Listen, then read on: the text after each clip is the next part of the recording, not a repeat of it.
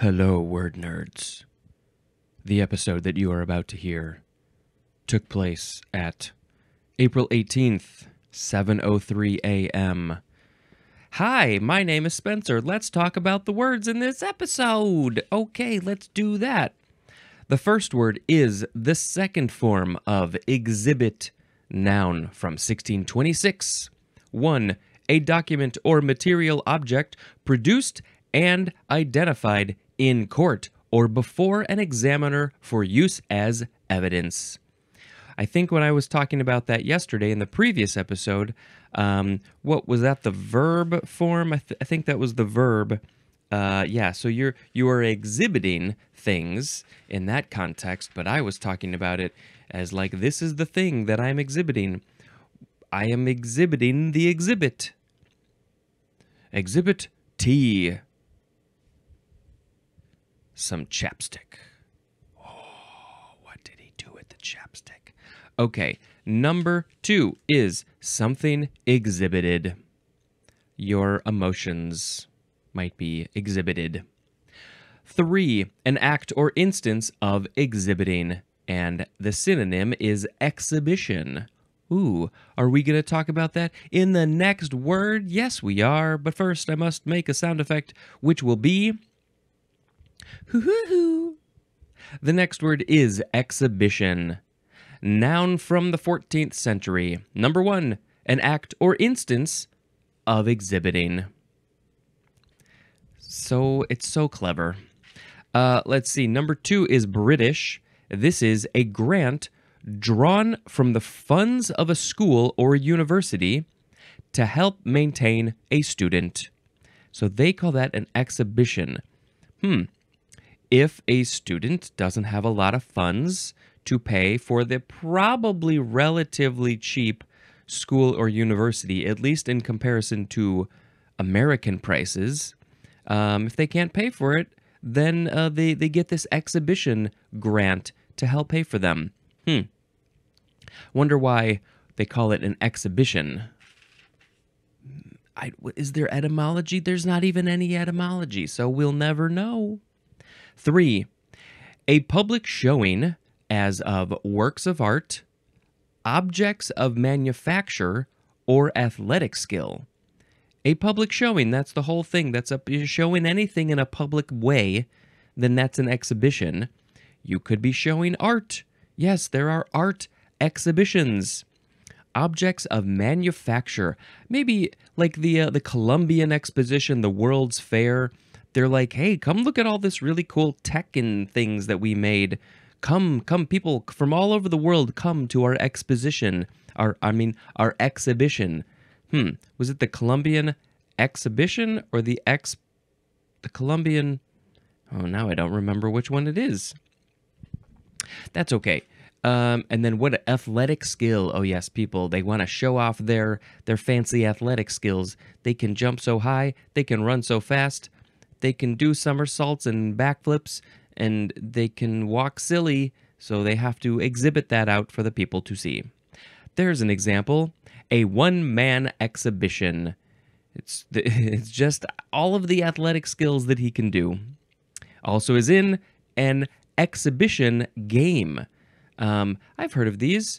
Never really knew what they were. I guess it's just like, is this just a game where they can show off their skills? Do the Harlem Globetrotters play exhibition games? They don't count for the NBA because they're not part of the NBA. They're just fun. They're just fun. We need fun. We need entertainment. Entertain me, please, with your exhibition. Your one-man exhibition. You've made all of the art in this show. This stupid paper and paper clip and things. Can you please behave? Okay, I'll behave. The next word is exhibitioner. Noun from 1679. This one is British, and it is one who holds a grant from a school or university. I guess this would be the student who gets the exhibition, so then they can go to school and learn, because everybody should have the right to learn. Please and thank you. Next is exhibitionism. Exhibitionism. The b, exhibitionism. That's emphasized. Noun from 1893. 1A. Okay, we're jumping right into this. I'm just going to say right here in the front, the words that they use are probably judgmental. And, the dictionary isn't itself judgmental. I think it's more like it's just taking what most of society thinks. Most. I don't even know if that's true. It's sort of the cultural idea of this thing. But you don't know what society thinks. You can't I don't like one of these first words that I see. So, maybe there's been I will plug another podcast, Taboo Science. I don't know if Ashley has done an episode on this, but maybe if she hasn't, she will eventually. So let's talk about what the dictionary has to say about exhibitionism. 1A, a perversion in which sexual gratification is obtained from the indecent exposure of one's genitals. And how are they exposing this? Maybe to a stranger. Not somebody they know, a stranger. Okay, what's 1B? An act of such exposure. So let's break this down. A perversion in which sexual gratification is obtained from the indecent. Okay, so basically what it's saying is that there's a person who is exposing themselves, probably their naked body, their genitals, some part of them, probably more physically than emotionally, but maybe emotionally as well. They are exposing this to people they do not know, maybe on a stage, maybe in a window, whatever, and they get sexual gratification from it. There's a difference, I think, between this and somebody who's like just doing this as a job. Sex work is work. And so they're like, oh, this gets me going. This gets me randy when I get to show myself off to people who I don't know. And, oh, yeah, I just feel like this book is like our new versions using this same word perversion. I'm not so sure about that. I'm going to do a quick little look on this page, this internet page. If I can type in this long word and see, has it been updated? Nope, still says perversion. Great job, people. Okay. Yeah, I feel like that's not the proper word to use anymore. Number 2 for exhibitionism is the act or practice of behaving so as to attract attention to oneself. I guess that's what I'm doing. Can't help it. I'm putting this out there in the world to attract some attention because I want you to learn. I want you to be entertained. I want to entertain you. So I am being an exhibitionist, which is a noun or adjective. I am not showing off my body. I get no satisfaction from that. Nobody wants to see that. Okay? That's off the table. But I think there's a part of me for sure that's like, yeah, take a look. Look at me. Listen to me. And another part of me is like, just go. Leave me alone, please. I battle with this all the time. Okay, exhibitionistic, that's an adjective. Exhibitionistically, that's an adverb. Exhibitionistically, they took off their clothes exhibitionistically. Yeah, okay. Yep, it's just showing off the goods. Hoo-hoo-hoo. The next word is exhilarate. Exhilarate. exhilarate. Verb, I think it is just a transitive verb from the 1540. Number 1. To make cheerful and excited.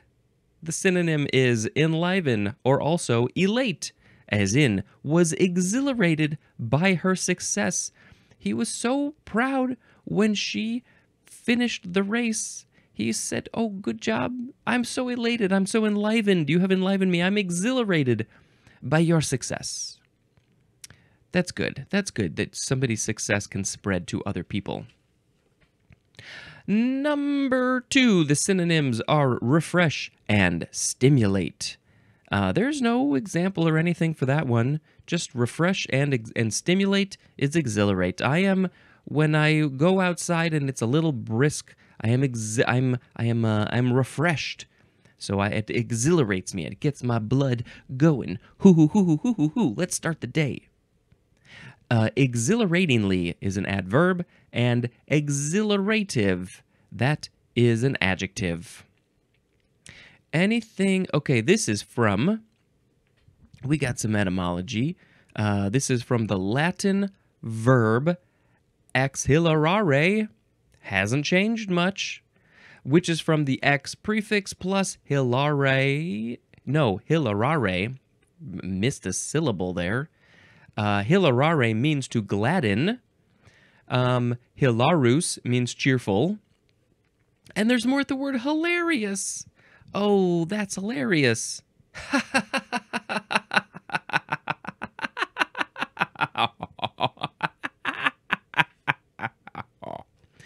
Okay, exhilarate. I am exhilarated because I am gladdened, cheerful, hilarious, and that was great.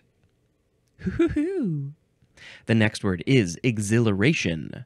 Noun from 1622. Number 1, the act of exhilarating is exhilaration. 2, the feeling or the state of being exhilarated. When I am exhilarated, when I am excited and enlivened and all just ready to go, maybe taking off my clothes in front of the people would be, I would be in a state of exhilaration, because that would be crazy. I would never do that.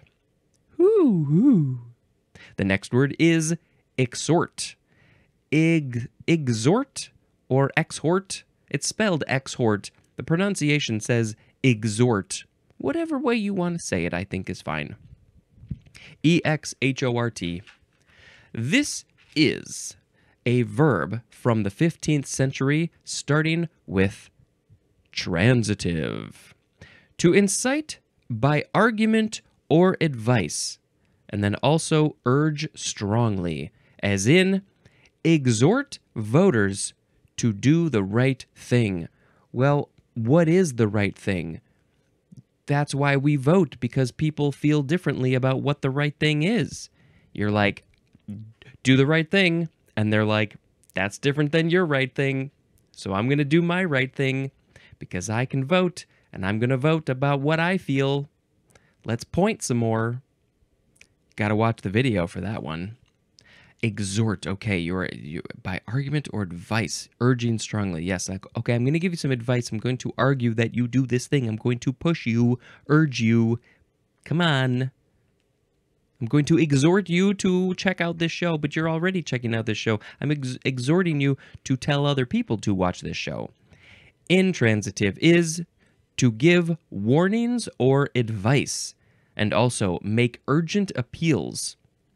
To give warnings or advice. So how is this intransitive versus transitive? Is the one where you're just putting it out into the ether, the second one, the intransitive one, I'm just going to put this stuff out there. I'm going to give warnings or advice.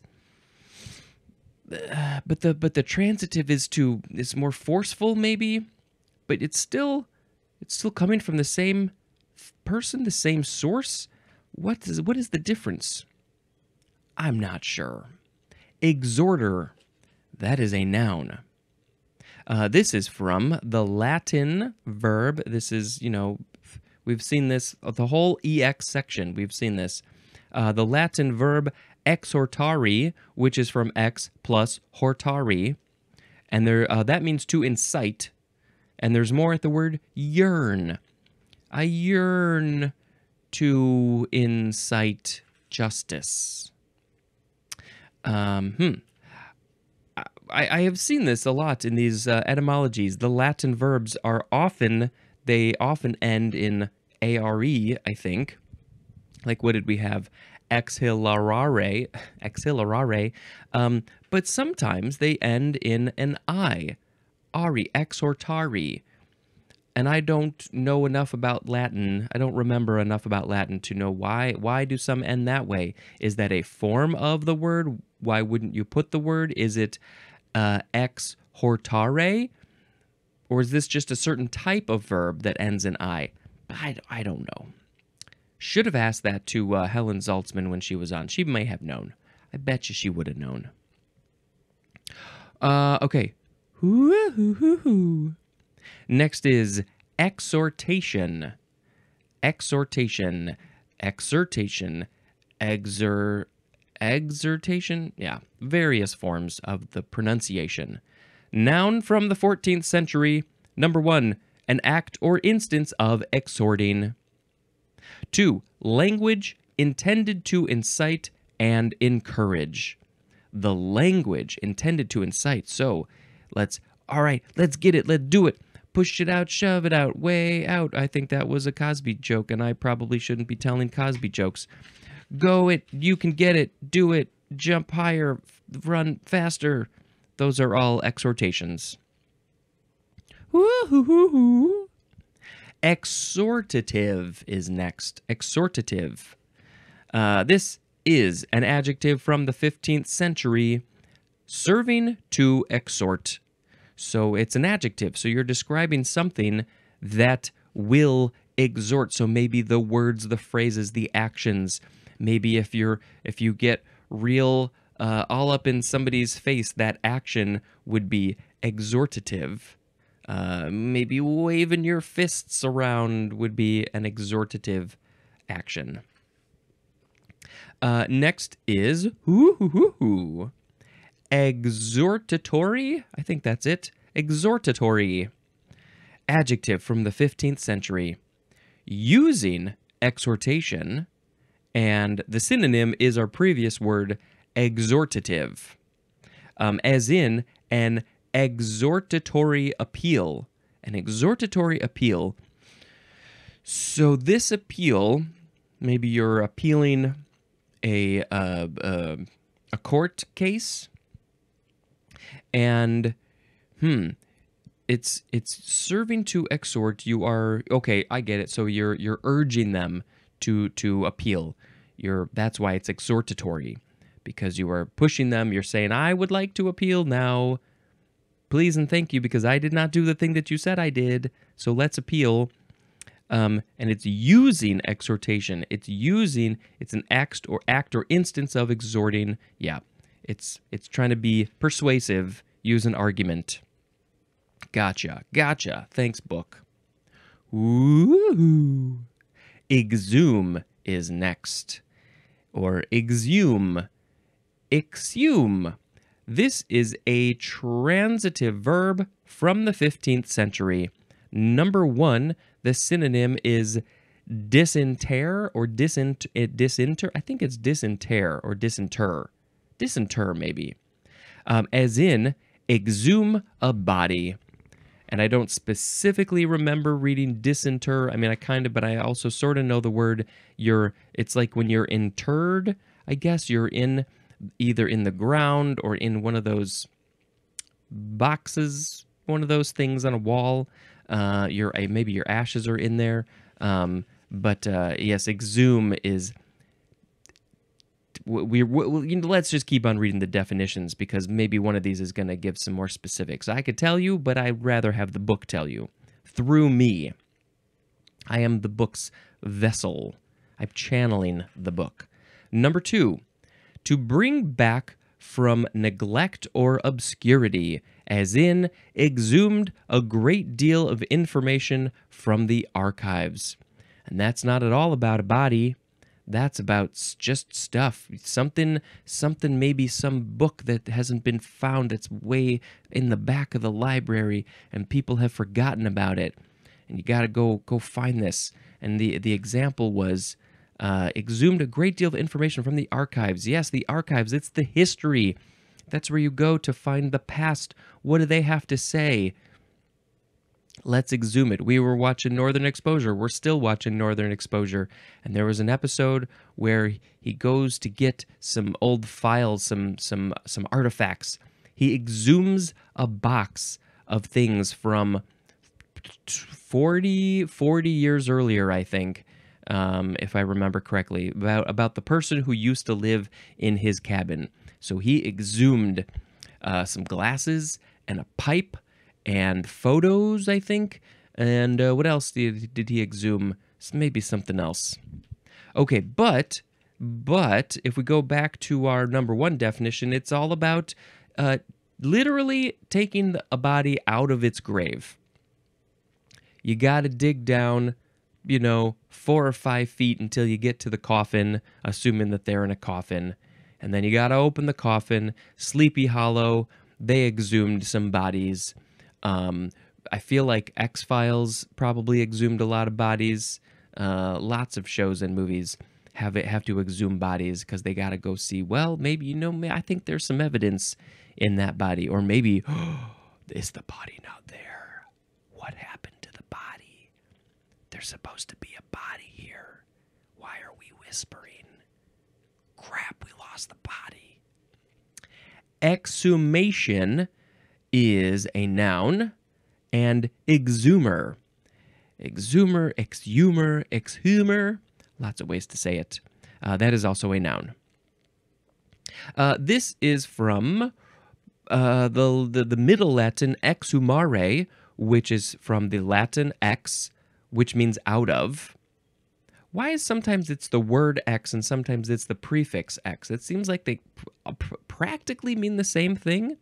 But anyway, ex, which means out of, plus humus, Humus, which means earth. And I don't think that that's related to hummus made with chickpeas, but boy, I'm really curious about that now. And but because chickpeas, I mean, they're from the earth, right? But oh boy, I'm like looking into my future as I go through this page by page. Is this a future that I will see? I just wanna do a look, if you'll allow me to, look at the etymology for hummus, whatever way you want to say that word. Okay, nope, it is not related at all, and I'm glad that I now know that. We'll get there eventually, don't you worry. Probably in three-ish years. Okay. Let's see, there's more at the word exhumble. Exhumble? Exhumble. Oh no, sorry. I combined things. I thought that it was saying that the word goes over to the next line. There's more at the prefix ex and also the word humble. Because I was like, exhumble, wouldn't that like be right here? No, that's not a word. Humble. Humble is related to humus, which means earth. So it's like you're from the earth, you go to the earth, you put earth on you to show that you're, I don't know. Now I'm just making stuff up. Hoo-hoo. The next word is exhypothesi. This is 2 words. Ex is the first word. Hypothesi is the next word. Hypothesi. Exhypothesi is an adverb from 1603. According to assumptions made. That's the first part of the definition. According to assumptions made, and then also by hypothesis. So, here is a quote from P.G.J. Pulzer, and the quote is, I shall read, regard all elites as ex-hypothesi incompatible with democracy. All right, my brain, I need to break this down. Let's see. So if it's according to assumptions made, we regard all elites as according to assumptions made incompatible with democracy. So we are making assumptions about these elites, and based on those assumptions, they don't work with democracy. I'm a little confused about this specific example. I think I need more context about who or what PGJ Pulzer was talking about. But by hypothesis, so it's basically like, all right, I've got some thoughts about this thing. I have assumptions about this topic. And then I put in this phrase, ex hypothesi, to basically show that I have made some thoughts and assumptions and a hypothesis about this topic. I guess, I don't really know. This is not a thing that I think people use anymore. It's an old Latin phrase, it looks like. Let's talk about where it came from. It's New Latin, which just means from a hypothesis. So this thing, ex hypothesi, this thing is from a hypothesis that I came up with. It's an educated guess. This is what I think. Hypothesis. I mean, we talked about this in the Natalia Reagan evolution episode. Hypothesis is an educated guess of like, I think this is what's going to happen. I think this is, but I need to do some testing. I need to figure this out. Sometimes people don't test out their hypotheses. Okay, interesting one. I don't think I will ever use it in my day-to-day language because I don't really know how. Ooh. Next is exigence. Exigence. E-X-I-G-E-N-C-E. Noun from the 15th century. And the synonym is our next and last word, which is exigency. Exigency? Exigency. Either one of those is fine. Exigency. E-X-I-G-E-N-C-Y. Why? Because we must do this podcast. By the way, I will quickly say that it looks like probably these two words are also related to the first word in the next episode, but you're going to have to wait for that. So exigency is a noun from 1581. Number 1, that which is required in a particular situation. This is usually used in plural, as in, exceptionally quick in responding to the exigencies of modern warfare. And that is a quote from D.B. Ottaway. Out of my way, Ottaway, O-T-T-A-W-A-Y. So, exceptionally quick in responding to the exigencies of modern warfare. That which is required in a particular situation. We require these things for modern warfare. We need guns and ammo and right now drones and planes and boats and people and technology. I mean, that's modern warfare. It's all technology. That which is required in a particular situation. Exigencies. Okay, it's just those are the things that are required in that particular situation. Okay. Number 2A is the quality or state of being exigent, which will be in the next episode. Probably something about it's required in a situation. I'm going to guess. The quality or state of being required. Hopefully I'm correct. 2B is a state of affairs that makes urgent demands, as in a leader must act in any sudden exigency. In any sudden state that needs urgent demands. Well, yes, so lots of leaders.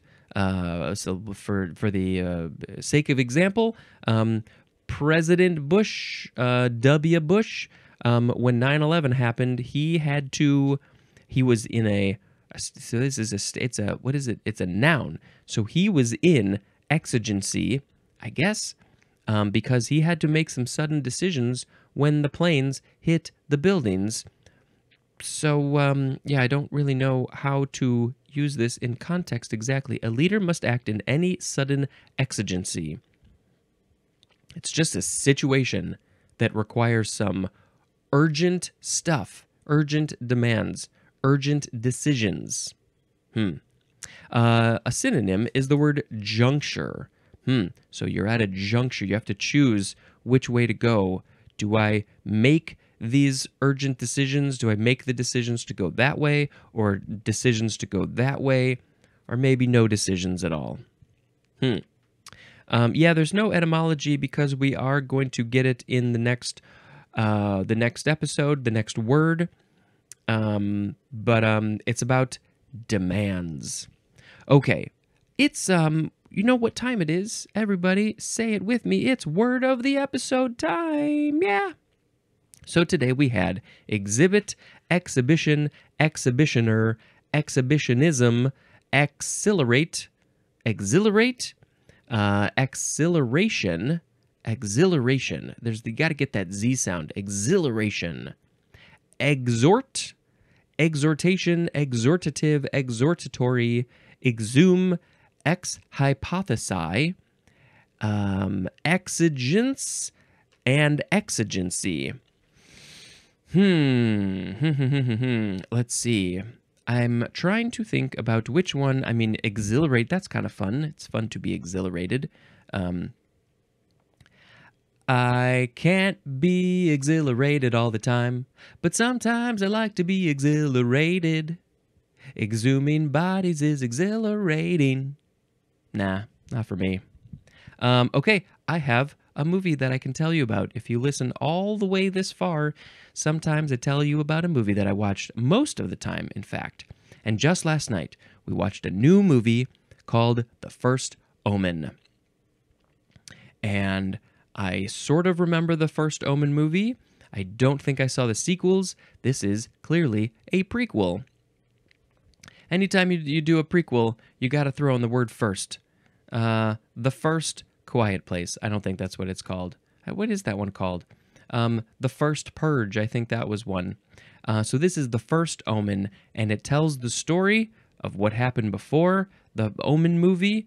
And I won't give any spoilers or anything like that, but I will say that there are moments that are very artsy, which is great to see. There's a lot. The way that it was shot overall was very reminiscent of the first Omen movie. That's confusing to say. The Omen movie that came out the first one that came out in the 70s, I think. They go real far into the special effects. I really liked how realistic those special effects were. I think that a lot of them were practical. I'm sure there was some CGI, of course, but I think a lot of that was practical, gross effects, which was great. And what else do I got to say about it? Interesting story. I enjoyed it, and it wasn't really connected to the Omen story, but now I'm curious to rewatch that original one and then maybe the sequels, and I'm curious to see where they go from here. I wouldn't be surprised if they make some more. Maybe the next one will be the second Omen. Okay, that's going to be the end of this episode. And until next time, this is Spencer dispensing information. Goodbye.